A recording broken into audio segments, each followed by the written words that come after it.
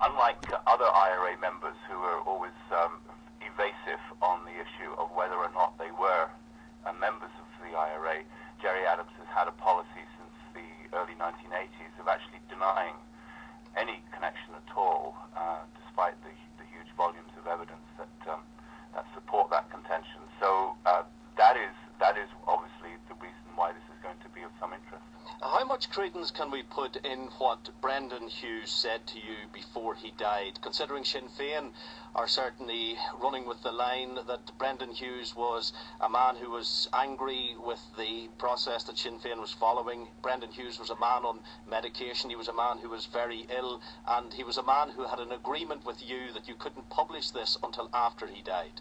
Well, first of all, the agreement was with everyone, and we've interviewed a whole range of former paramilitaries, and it's very important to note as well, Frank, that this book is not just about Brendan Hughes. There's a whole section, half the book is about David Irvine, who also gave us an interview in his capacity as a member of the UVF, and the PUP, of course. But we interviewed UVF and IRA people, and the basis of the interviews was that nothing would be made public until they were dead, and this was done so that they could speak frankly and candidly about their past. Now, in relation to Brendan Hughes was certainly ill towards the end of his life. He died in 2008. These interviews took place in 2001, 2002. At the stage that he did these interviews, he was perfectly fit mentally and physically, and put in quite an impressive performance. Now, as to his credibility, when you think of Brendan Hughes and Gerry Adams, immediately flashes into your head the iconic photograph of the pair of them with their arms wrapped around each other in Longkesh back in 1973, 1974, 1975. These two guys were the closest of friends, the closest of comrades. They shared a cubicle in one of the internment huts. They confided in each other about their most intimate secrets.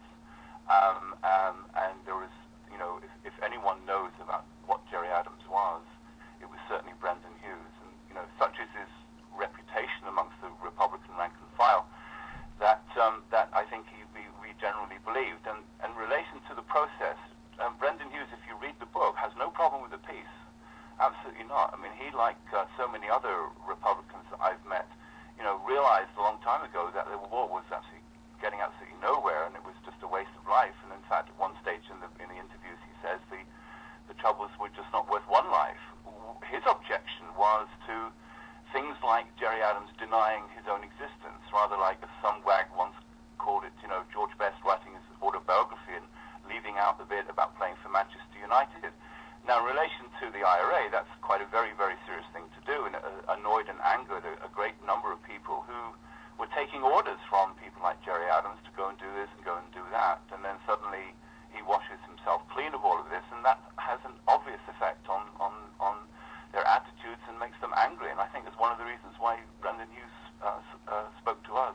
Two of the most damning accusations made by Brendan Hughes about Gerry Adams, firstly, would be the one regarding the disappearance of Jean McConville, that Gerry Adams was indeed, as it says actually in the front of the Irish News this morning, if I can pull it up here, it said was the architect of the IRA policy of secret burials and ordered the murder and disappearance of Jean McConville.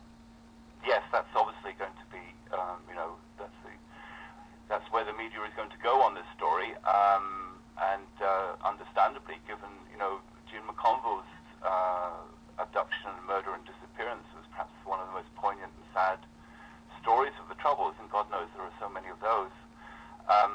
She was a widow, recently freshly widowed, 10 young children, and taken away and buried secretly in the way that she was, and indeed lies told about what had happened to her for many, many years afterwards, and only until we got to the peace process years did we even get an admission from the IRA leadership that they had actually disappeared people in this fashion.